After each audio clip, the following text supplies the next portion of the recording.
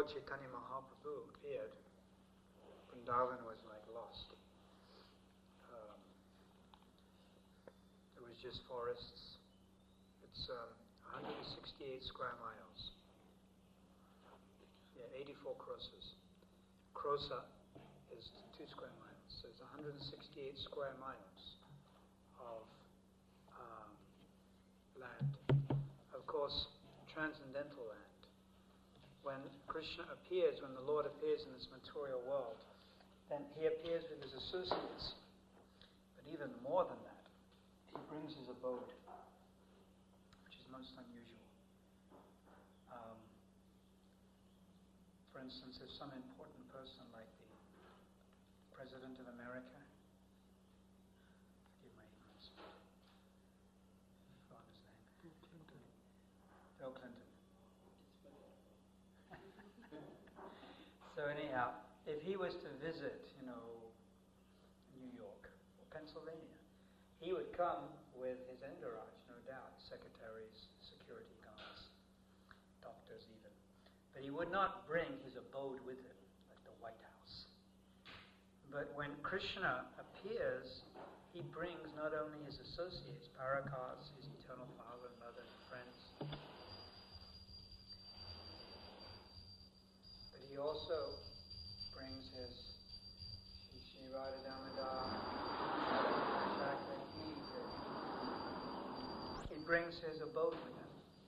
So this whole place called Vrindavan manifests in this material world. And it's not just a small little article of earth, as it were. It's 168 square miles.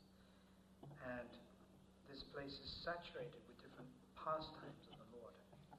So due to the influence of Kali Yuga, these pastimes became a little unmanifest.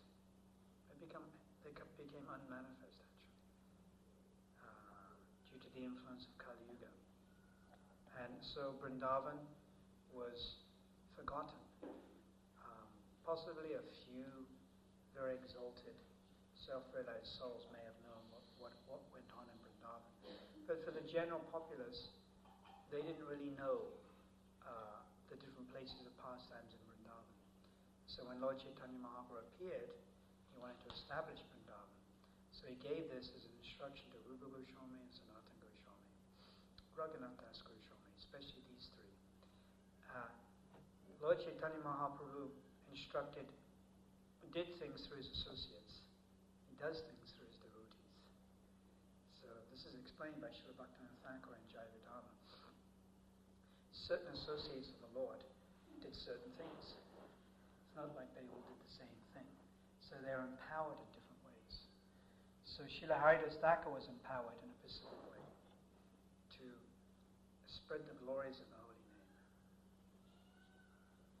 Then Raghunath Das Goswami was empowered to show renunciation to his highest degree, which he did.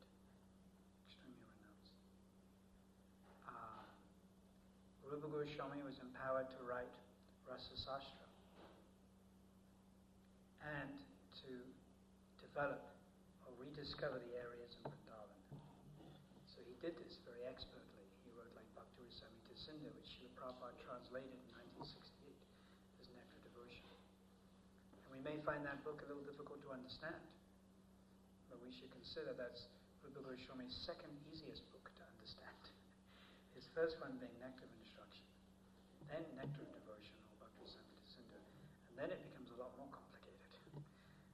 So Rupa Goswami was writing for a very elevated class of person. Sanatana Goswami had different purposes to re-establish Vrindavan, to assist Rupa Goswami, because he was the eldest of the Goswamis, so he was considered in one sense the leader. Although Prabhupada refers to us as Rupanugas, which means followers of Rupa Goswami. Sanatana was actually the eldest.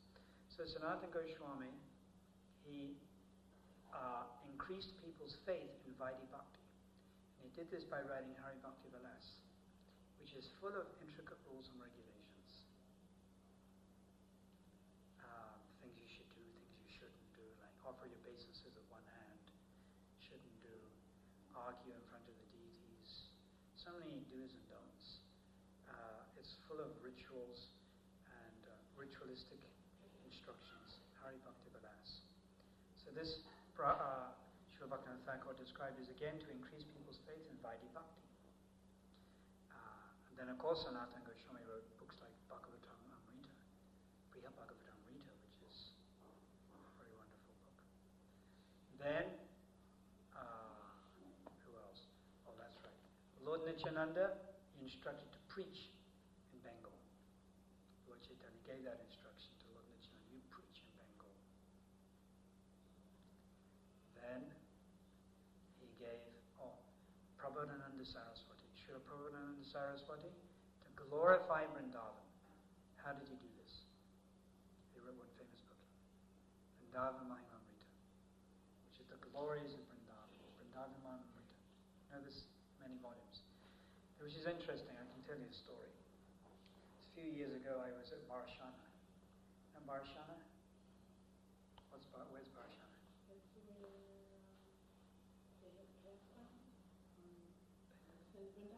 Yes, Vrindavan.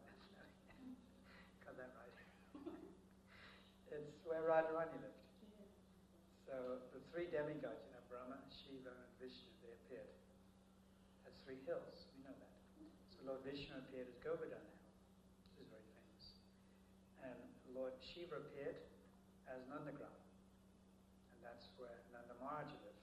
And that's where Krishna lived for the last 1/3 of his stay in Vrindavan area. So his first 5 years, first 3 years, or the first section of his life was in Gokul, then it was in Vrindavan village, and then it was in Nandagram. So in Nandagram, he was more older. And from Nandagram, he went to Mathura. So this Nandagram, it's a hill. You can see it right now. And that hill is said to be Lord Shiva. Govardhan Hill we know as Lord Vishnu. And then Barshana is where Radharani grew up. She wasn't born there, at least in this kalpa. Some different kalpas, she's born different places, but in this kalpa, she was born in Ravel. But she lived in Barshana. So Barshana is Lord Brahma. So Lord Brahma has 4 heads. So Barshana has 4 peaks. And it does have 4 peaks. So according to Vaishnava etiquette, we can walk on top of Barshana Hill, which is Lord Brahma, and Nandagram Hill, which is Lord Shiva. But we should remove our shoes. So we can walk on that. But the Govardhan Hill, who is Lord Vishnu, we cannot walk on. We can walk around, but we can't walk on top. And Lord Chaitanya Mahaprabhu set this example. So we follow that example. He refused to walk on the hill, on top of the hill. So we also do not. Because the bridge buses, they walk on the hill. They climb all over it. But we are following in the mood of Lord Chaitanya Mahaprabhu. So he didn't do it. And this is why he didn't do it. Because it's Lord Vishnu. So Barshana is Lord Brahma, and Lord Brahma has 4 heads. So the hill Barshana has 4 peaks. And one of those peaks is a very famous temple. It's called Sriti Temple. And you go there now and you can see it's very, very beautiful, opulent. It was built a couple 100 years, 200 years ago, I think, by the Maharaj Bharat. It's very nice. But there are 3 other hills which aren't so well known. Now, on one of those hills, there happens to be an ashram. So a few years ago, I went there. And there is one man in charge of that ashram. He's like a Babaji. His name is Ramesh Babaji. Radhanath Swami used to stay there, actually. Yes. So this man, he's very well spoken in English and very learned. So I sat down and he was studying. He studies and studies and studies. So I waited till he had finished. He spoke with me for a few minutes. Went back to studying. Then again he spoke to me.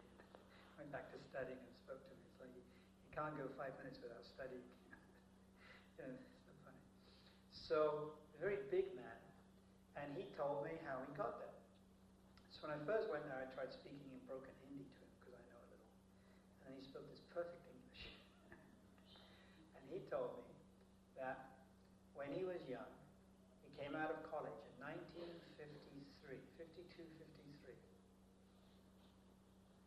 And he read one book called Vrindavan Mahimamrita. That's all he read. And that book impressed him so much, it gave him so much shraddha in the Dharma. Shraddha means faith in the holy Dharma, that he decided he was going to give up his career and come there and live there for the rest of his life. And that's exactly what he did.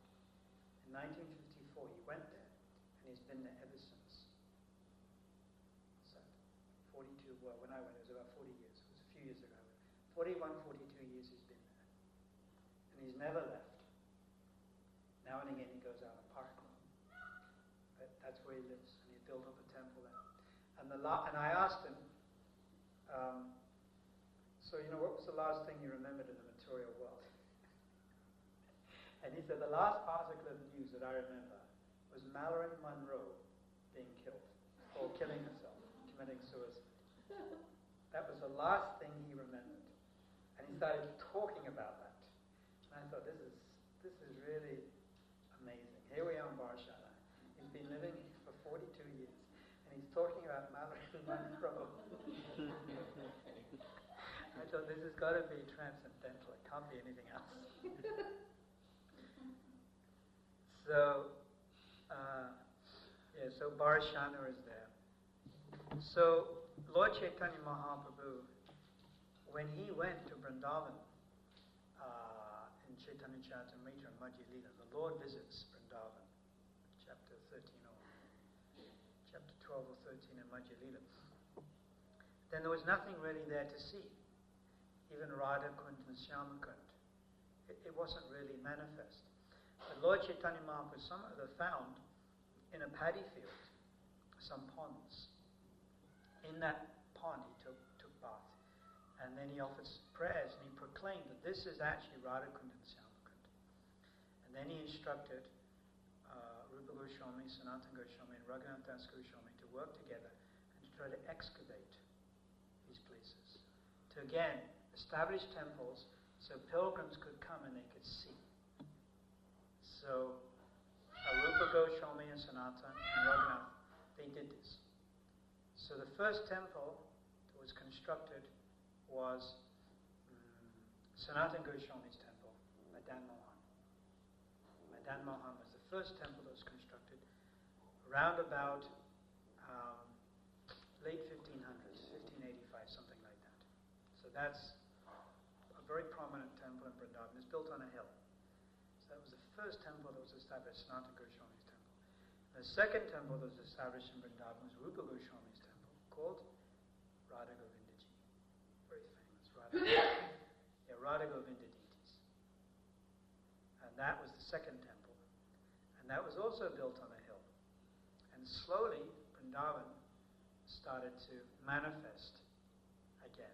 At that time, it was simply just, it was trees and sort of partial forest and like sort of jungle. So then slowly it became manifest. But then of course also, at that time, Aurangzeb. Aurangzeb was the famous Hindu hater. So he was also in power. So his whole mission was to desecrate the Hindu temples, smash the deities, and murder the Brahmins. He was a very balanced chap, Aurangzeb. So there's one story. Aurangzeb was in Delhi, and one evening he saw in the distance a light burning. Far distance he saw a light burning. And he inquired, what is it? And his ministers told him that this is the light burning on the top of the Radha Govindaji temple. So we can just imagine how big was this temple.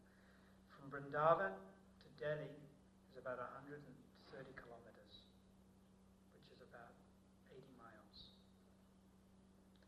But on top of the Radha Govindaji temple, and the Radha Govindaji temple is about 7 or 8 stories high, there was a big pradeep full of ghee, and one light was burning. so bright that Aurangzeb saw it from that far away. And immediately he ordered his men to dismantle the temple. So they came and they dismantled the top 3 or 4 stories, and then they left. Somehow or other they left.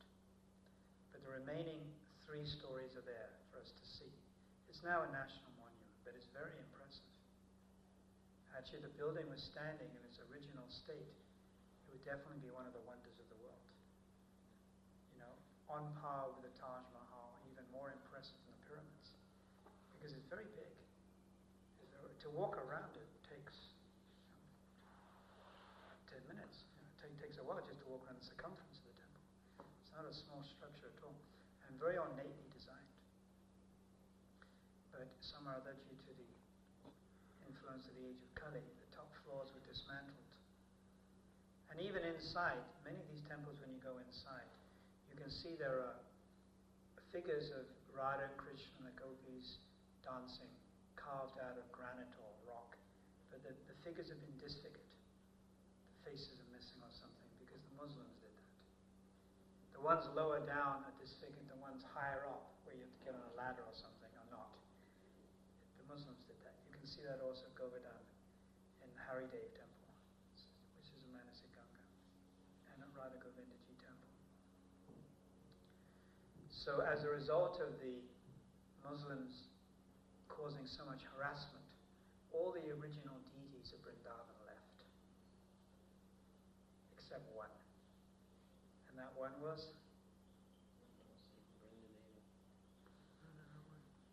Yeah, Brindadevi didn't leave, it's true. Radharaman, of the Goswamis, Radharaman is the only deity that is there. And that stayed because Radharaman is so small. Like that. So he was hidden very easily. Whereas the other deities are much larger. And Brindadevi also, she didn't leave. She went to Kamyavan. They couldn't take her out. She refused to leave Brindadevi. But all the original deities of the original Goswamis, Rup Sanatan, Raghunath Bhatta, Gopal Bhatta, Jiva Goswami, even Radha Damodar, all these deities left. And they mostly went to Rajasthan. Because in Rajasthan, they had the Kshatriya spirit. And the Muslims were not able to conquer or penetrate into Rajasthan. Vrindavan, unfortunately they were. So Rupa and Sanatan and Raghunath Das Goswami, they excavated these different places of pilgrimage. And now when you go to Vrindavan, there are so many places you can see. The Brajmanda Parikram was established by Srila Bhaktisiddhanta. He started it. And at his time, when he would go on Brajmanda Parikram, thousands of people would come with him. It was a big affair. It was enormous. We also do Brajmanda Parikram, but we get maybe 100 people. It usually starts off about 150 on the first day. Then around about the 5th day, it's gone down to about 125. And about the 6th or 7th day, gone down to about 100. Then on the last day, you're down to maybe about 50. Those are the real stalwarts. Because it means walking around Vrindavan, Braj, every day for 30 days, generally without shoes on, bare feet, and sometimes walking many kilometers. Of course, you don't have to do it like that, but that's the traditional way of doing it, walking. So, Srila Bhaktisiddhanta established this, and in Prabhupada Lilamrita, it's described how Srila Prabhupada had a meeting with Srila Bhaktisiddhanta one time when Srila Bhaktisiddhanta was on the Brajmanda Parikram. Srila Bhaktisiddhanta was in Kosi. Kosi is on the very tip of Braj. And now it has lots of factories attached to it. It's like an industrial place. It's funny to see all these factories in the Braj area. It's like an industrial area. But it's included within Braj. So Srila Bhaktisiddhanta was there. And in Prabhupada Lilamrita it's written that when Srila Prabhupada went there in the evening, there were so many little tents up where the pilgrims were sleeping that it looked like a city. It looked like a city. There were so many. And that's when Srila Prabhupada took darshan of Srila Bhaktisiddhanta. That's the incident when Srila Bhaktisiddhanta was talking, and many of the disciples left Srila Bhaktisiddhanta and went to take darshan of Seshai Murti, Seshai Vishnu, deity of the Lord. But Srila Prabhupada thought about going, but thought, no, better I just stay and listen. And Prabhupada said, sometimes he would understand what Srila Bhaktisiddhanta said, and sometimes he wouldn't, but he would just listen. And he said, because he listened nicely, he was able to preach nicely. And Srila Bhaktisiddhanta also made a comment that, I don't know, I can't remember it verbatim, but paraphrasing, he was sort of admonishing some of his followers because he was about to speak, or was in the process of speaking, but they thought better to go and take darshan of some deity. But it would have been better they would have just stayed and listened to him. And he made some comment, like they think they can see the deity. It's in the Prabhupada Lilamrita. So, this Vrindavan is a very special place, and it should be part of our objective or desire to visit Vrindavan more than once in our lifetime, on a number of occasions if we can, and go to these different holy places. It's very favorable for our bhakti. It's very favorable indeed. And in order to facilitate this, Srila Prabhupada has created the Krishna and Balaram temple in Vrindavan. He's created it. He had a desire, and the temple manifested. And it's a very impressive temple. It's a very popular temple. It's very wonderful. And Srila Prabhupada wanted his disciples to go there, spend some time, and then come back and preach the message of Vrindavan. One time, one of his sannyasi disciples wrote to him about coming to Vrindavan. So the sannyasi disciple happened to be preaching in Eastern Europe. And Prabhupada wrote back and said, it is more important to preach about Vrindavan than to come to Vrindavan. It is more important to preach about Lord Chaitanya, the master of Vrindavan, than to come to Vrindavan. So, of course, that means one can come to visit for some time. But generally, living in Vrindavan means you're going to retire. Retire means you're going there to leave your body. Unless you have some specific service, important service like writing, something like that. So we will go to visit and do pilgrimage for 1 month or whatever it may be, with the idea of coming back to our different areas and trying to preach. Because Prabhupada himself left the sanctity of Vrindavan simply to preach. So we have to try our best to follow in his footsteps. So, there's many wonderful places in Vrindavan. And you find them by mistake also. I'll give you one example. I used to go for a morning walk every day. And I used to go on the Parikram trail. I used to just walk wherever I felt like going, no specific direction, aimlessly wandering here and there. So I happened to be walking down the Parikram trail. And there's that tree, the Krishna and Balaram tree? You know that one? Now, if you carry further on down, generally you turn right. But I turn left. And it's very beautiful. You go along there for about 10 or 20 minutes. There are massive fields there, some of the biggest fields I've ever seen. Usually fields are sort of a little smaller, but some of those fields are so big. And very beautiful. So I carried on walking, and I came to a village. It's not far, maybe half an hour's walk from the Parikram trail. And I went into this village. There was a well, and the young boys, the young Brijvasi boys, were getting water out of these big copper brass pots, pouring it over their bodies. And it was winter, so a little bit of steam was coming off. And the sun's rays were coming, so the sun was just rising. So it looked very attractive. And I walked a little further, and one Brahmin came running out of his house very excited. And he wanted to show me his shalagram shields. So I ran into his house, or rather he took me into his house. And there was a very simple house. Very, very simple. There in a box. Very simple type of puja. It was a shalagri.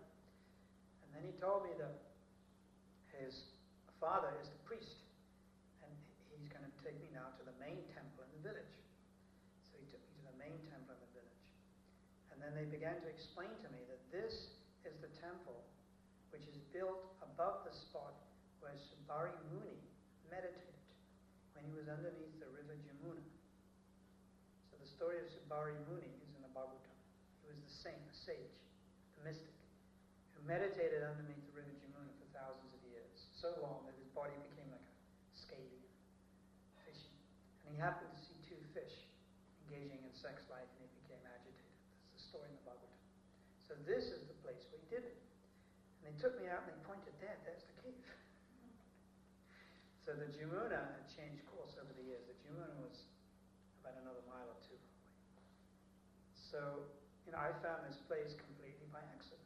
And neither did I find it documented in any of the guidebooks.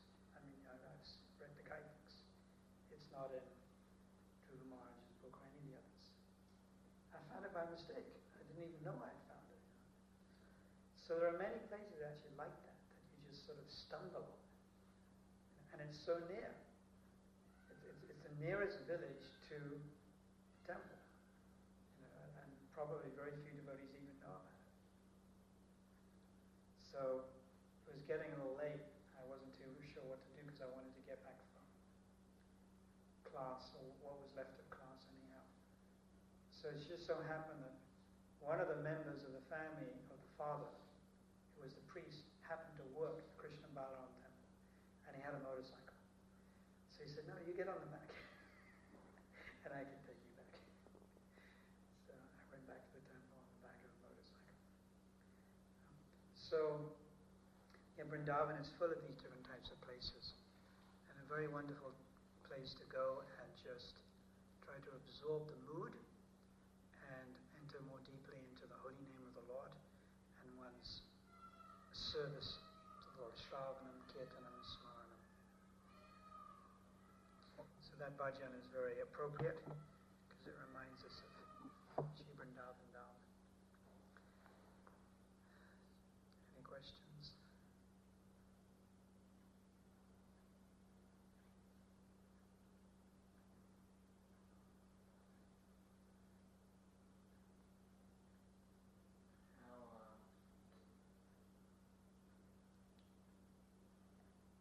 This is one nice way to remember Vrindavan when you're out of Vrindavan. You have other ways that when you're out in pandals and in the middle of the city and all that, how do you remember Vrindavan?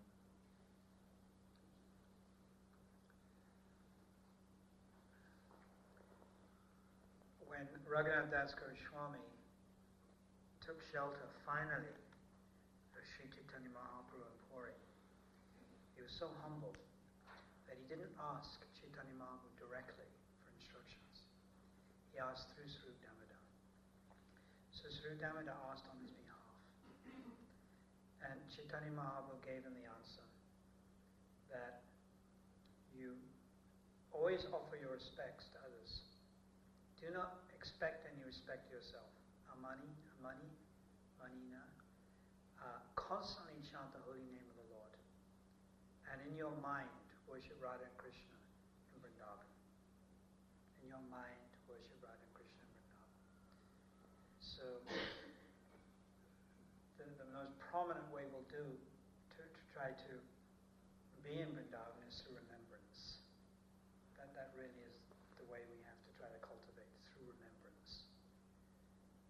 It's through remembrance. It doesn't really matter where we are, but to remember Vrindavan, Sridham Mayapur. Sridham Mayapur is Gupta, hidden Vrindavan. But to remember. So we have to try to cultivate this practice. But first we have to want to try it. We have to want to try to remember. Before remembering, we have to want to remember. So to develop the desire to want to remember Vrindavan. Tistam Braja Tadanu Gita Nanu Gami. Tistam Braja. One should always reside in Vrindavan, but what that means is remember. One may be visiting Vrindavan, But one may be thinking of Gita, Nagari, Philadelphia, Washington, America, England. So where are you? Actually, your body may be in Vrindavan, but your mind is elsewhere. And you may be preaching here in the West, America, performing your service, but your thoughts may go towards Vrindavan. So being in Vrindavan is a state of consciousness. It's really a state of consciousness. And therefore it is said, Mora Mana Vrindavan. Lord Chaitanya Mahaprabhu's mind was always in Vrindavan. Very was. And Prabhupada talks about the spirit of Vrindavan. Making everything into the spirit of Vrindavan, these temples in the West. The spirit of Vrindavan. So, to answer your question, first you have to go there. Because you have to go there and you have to get like certain impressions of Vrindavan. And then retain those impressions. Try to retain those impressions. So, it's actually through just remembrance. But that also comes by mercy. Krishna is responsible for remembrance. So in Vrinda Devi or Bhakti Devi,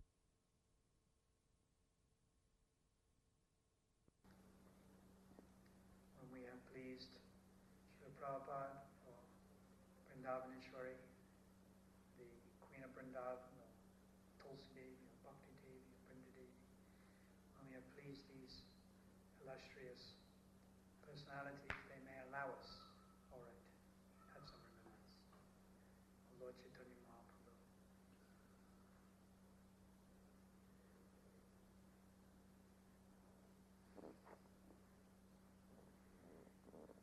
Anything else?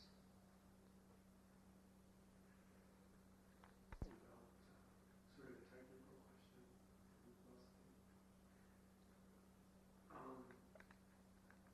I was wondering, curious about the difference between Balaram and Krishna, and the super soul is actually coming from Balaram, and we can't actually say that Krishna is in our heart because it's Balaram's. Can you resolve that?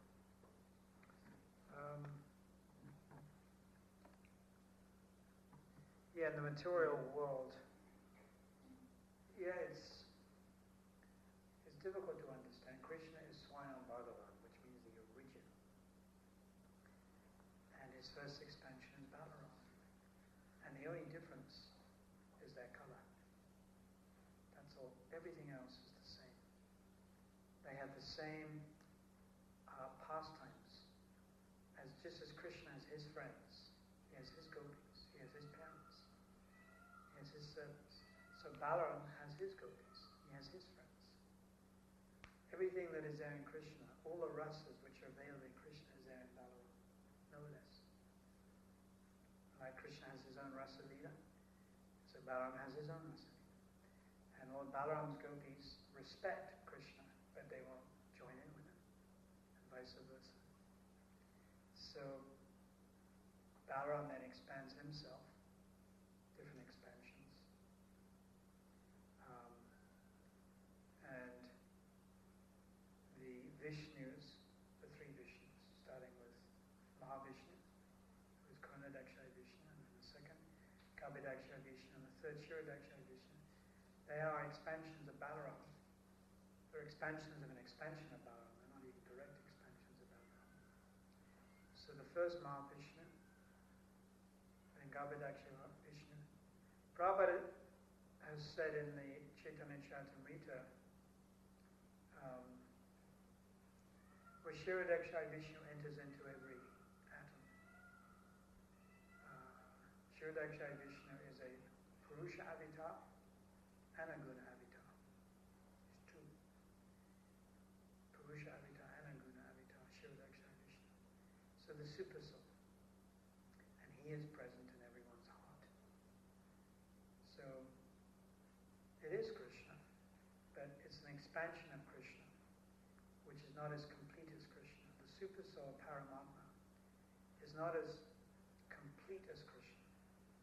An example given is that you look in the sky and you see the moon, and say the moon is not full. Now the full moon is there, but it's not manifesting itself. Or you're not able to perceive or see it. You're only seeing half the moon. But the full moon is there. So when the Lord appears as Paramatma, or Lord Narayana, or Lord Vishnu, he's not manifesting its full potency. It's there, but it's not manifest. For instance, there's 4 things that Krishna has that Lord Vishnu does not have. 4 qualities. Madhurya Lila, Rupa Madhurya Lila, Prema Madhurya, Venu Madhurya, Rupa Madhurya, Lila Madhurya, Guna Madhurya. There are 4 things that he has or possesses that even Lord Vishnu doesn't. Venu means flute, he plays the flute. And it can attract all living entities. Rupa, he has this beautiful form. Madhurya means sweetness. So he has this beautiful form which bewilders all living entities. Prema Madhurya. He is surrounded by devotees who are endowed with pure love for him. Now Lord Narayan is surrounded by devotees, but not to the extent that Krishna is. For instance, there's no information of Lord Narayan's mother or father. Lord Narayan doesn't exactly, or Lord Vishnu, have friends. He has servants. You understand? But Krishna has friends. He has mother under Yasoda. So there are certain things in Lord Vishnu and Lord Narayan's character which are lacking, that are present there in Krishna. It doesn't mean that Lord Narayana or Vishnu is less, but he's just not manifesting it. Therefore it's said that he manifests 94% of Krishna's qualities. So the Paramatma is Krishna, but the Paramatma is lacking in certain features. The Paramatma has pastimes. What is his pastime? To stand and observe. Upitarastrani mantecha bharata bhakta maheshwari. He's the overseer. He's just checking on everyone. And he gives them reaction. Krishna is not checking on anyone. He's just enjoying pastimes. So the Super Soul is non-different. You see, in terms of tattva, which means truth, equal. And in terms of ras, different. So in terms of tattva, or truth, equal. Therefore Prabhupada would preach, that Krishna's in your heart. He's the same as the Super Soul. But in terms of ras, which means different types of spiritual exchanges, there is some difference. Huh? Oh yes, of course. I guess when you hear that Balaram has performed service for Krishna in the sense that he becomes another Manjari, where he's some of the paraphernalia. And is that,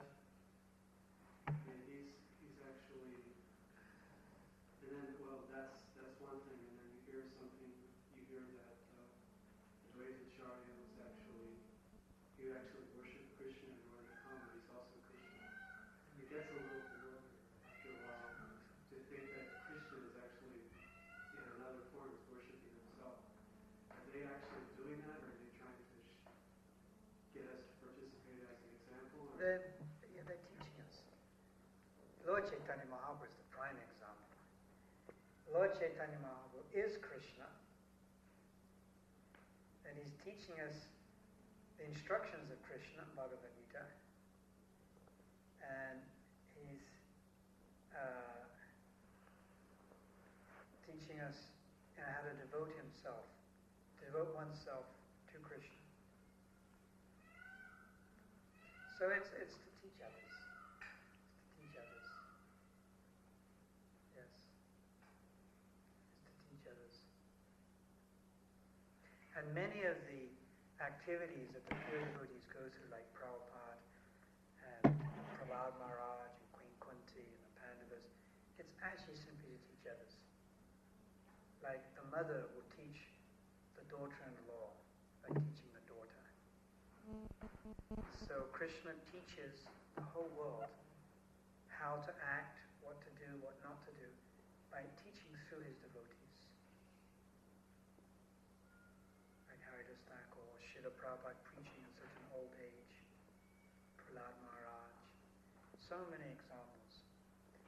So we can look at it, we can read about it, and then we can learn what to do in a similar situation. We use the argument, well, I'm getting a little old now, and maybe I shouldn't preach.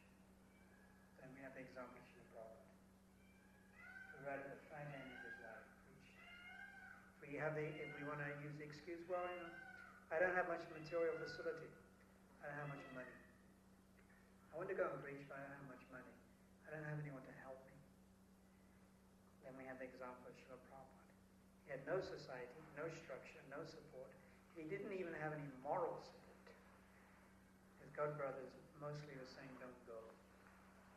He didn't even have any moral support, financial support, but he preached.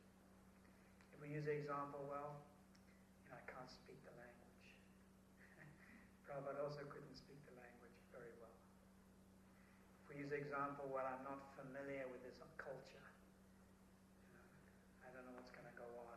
It's too cold.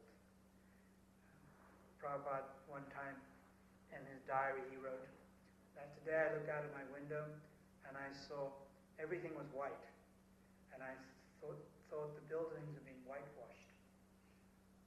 I couldn't understand. I had not seen the snow like this before. I hadn't seen it before. So all the examples that we may use to avoid surrendering are there in the life of Srila Prabhupada. And if we look further in the life of Srila Bhaktisiddhanta and so many, like Bhaktivinoda Thakur, if you've read his life, you'll see the seventh Goswami. He's referred to his biography. And when he was young, he went through a lot of disease. He actually had a very hard childhood. He had 3 brothers and a sister. They all died when he was young. Gradually, they all died from disease. Hemlata, he had a sister who died. They died. He had one brother who one day ate mutton. The next day came down with a disease, cholera or something, and then died. 2 other brothers died. His sister died. And then he got married at a young age, and his father died.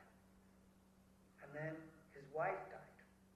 He had a young child, about 2 years old, and his wife died. Therefore, he remarried. His Bhagavati, the mother of Srila Bhaktisiddhanta, was his second wife. So he went through so many difficulties, and then he had bad health, very bad health. And he struggled for his profession. It was very difficult. So he went through all these difficulties. So when we read about this, we can take a lot of courage. Because even in contrast, many of the way we were brought up, of course, I don't know the details, but generally, we have a better family type of upbringing than that. And it wasn't that his parents taught him Krishna consciousness. No, they were demigod worshippers and stuff like that. So, if we look into the lives of the acharyas, that's why it's so nice to read about what the previous acharyas have gone through. Then we can take a lot of courage. See, when we're also faced with problems, difficulties, which will be inevitable. We also have our problems. All right? Any other questions?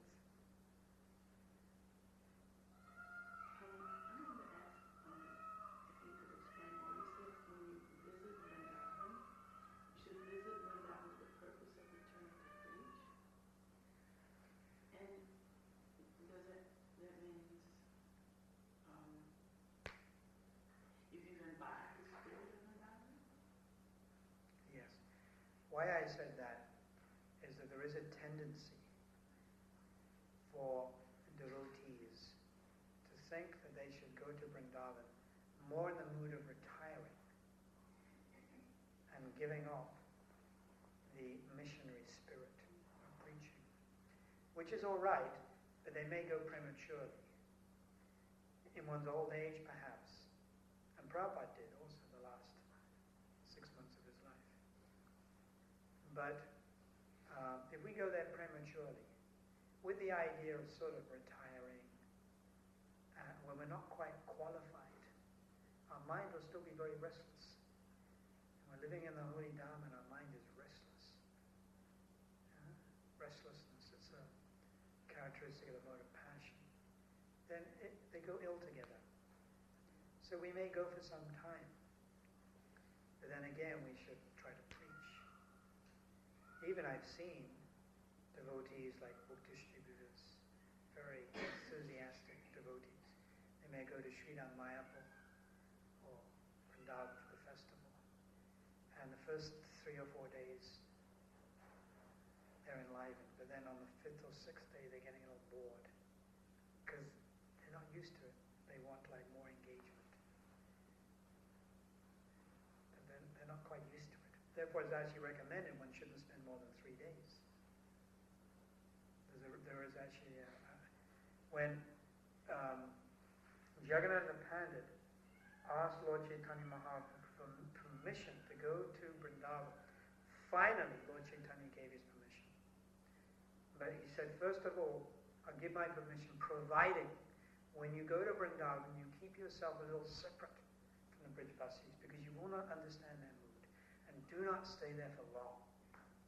Chaitanya Charitamrita instructed Jagannatha Pandit, don't stay for long. And Prabhupada explains in the pulpit, he quotes Srila Bhaktivinoda Thakur, commentary, Anubhasya. It's not good to stay too long. Because you may get over familiar. And then you may commit some offense. An offense in the holy Dharma is particularly bad. So we go, and with the permission of our spiritual master, we go. Always the permission of our superiors first. And then we may go for some time.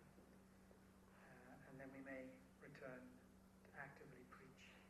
This is the mood. Not to go there prematurely and to give up the responsibility of preaching. Of course, it may be an instruction of one's spiritual master to go there and take on responsibility, or write some books, do some courses, manage the temple there. That's a little different. All right? Any other questions?